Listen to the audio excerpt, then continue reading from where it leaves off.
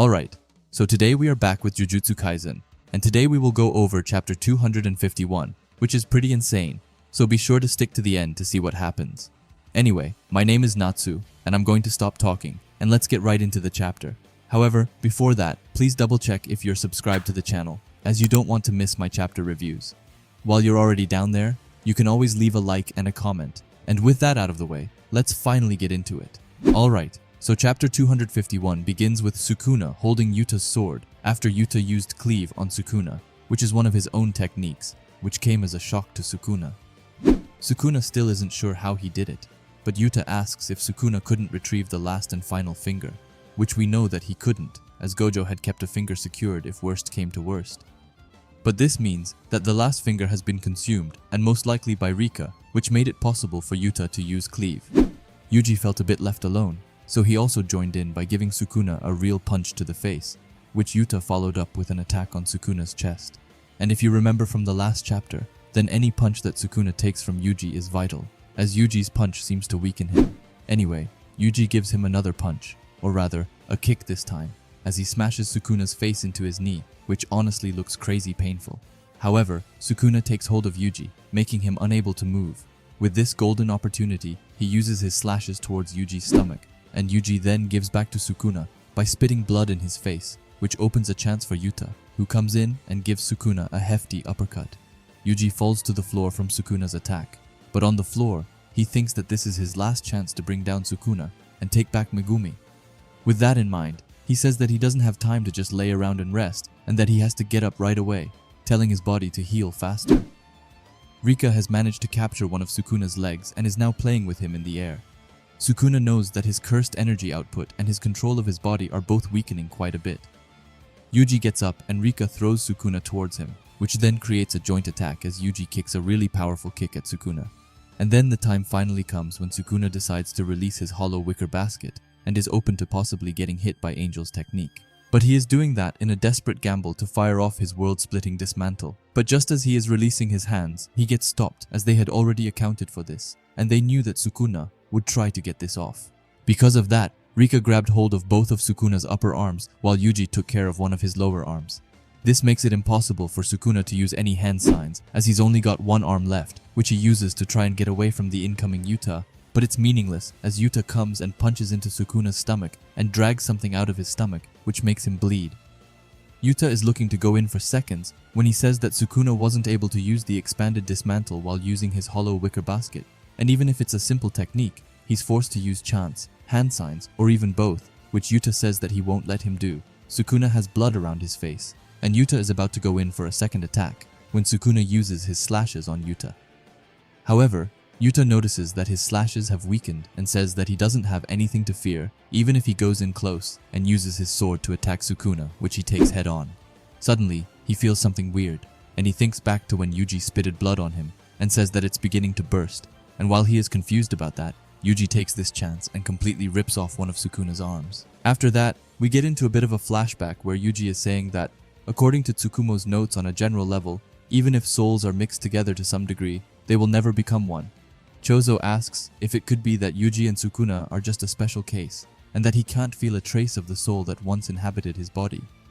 But that seems to be due to the massive gap in cursed energy between cursed objects and non-sorcerers.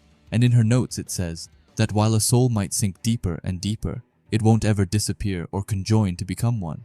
But they then think that Mgumi might be an exception to the on a general level part, which would put them in real trouble. But Yuji says that he added that part, and he explains that there was a cursed spirit named Mahito who was able to take the souls of others and join them together to create a separate creature. And as long as a technique like that isn't in play, Yuji thinks that it's safe to assume that two souls can't become one.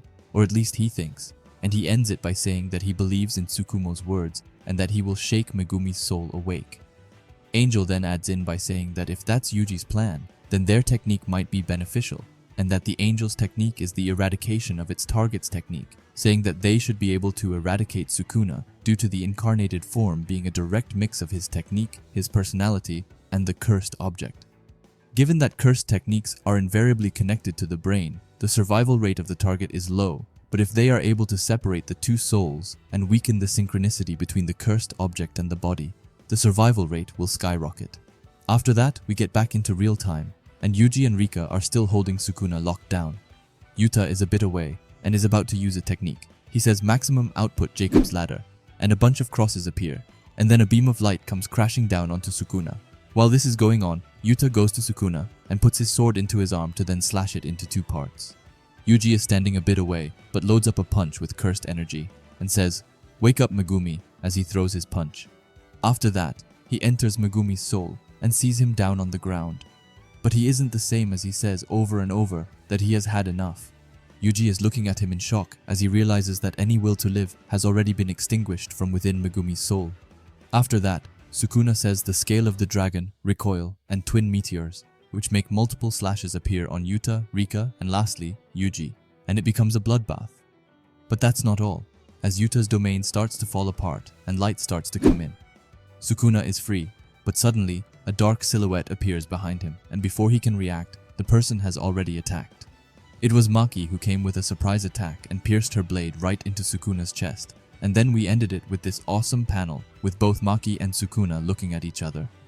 Firstly, I want to go over Yuta and Yuji's master plan for stopping Sukuna's dismantling. After Sukuna released his hollow wicker basket, it was almost instant that the three of them came and stopped him. They really locked him down because Sukuna had no way of moving, as he literally was stuck, which means that they were able to completely neutralize the King of Curses at that moment. And then the way that Yuta used Jacob's ladder on Sukuna was so satisfying to finally see him putting in his place. And I can't lie, but that technique is so goddamn cool. It's almost like the swords of revealing lights from Yu-Gi-Oh! However, now onto something more depressing, which of course is Mgumi. When Yuji entered his soul and saw him being on the ground and just repeating that, "It's enough" over and over almost broke my heart. Just looking at him, he really looks broken, which I can't even blame him for, as he's been through so much lately, but I really hope that they save him somehow. After that, Sukuna got into an attack which really left them injured, even though Yuta said that Sukuna's slashes were weak. But luckily their help came right off the bat, as we finally get to see Maki kick ass again, as she just came behind Sukuna and landed a surprise attack with her sword right through his chest, which must have left some serious damage, and I can't wait to see what will happen in the next chapter, if all four of them will jump Sukuna all at once, or what is going to go down. And to end the video, I just want to inform you guys that it's a break next week, which means that no Jujutsu Kaisen chapter will drop, unfortunately. Anyway, yeah, this is just my thoughts on it, and please leave your thoughts and theories down in the comments, as I love reading them. If you like Jujutsu Kaisen and videos like this, then I would highly suggest you subscribe to this channel, and while you are at it, leave a comment and a like, as it helps out with the algorithm a ton. And if you are curious to see another video of mine, then please watch the video that will be popping up on the screen now. Anyway, thanks for watching and have a great day. Bye.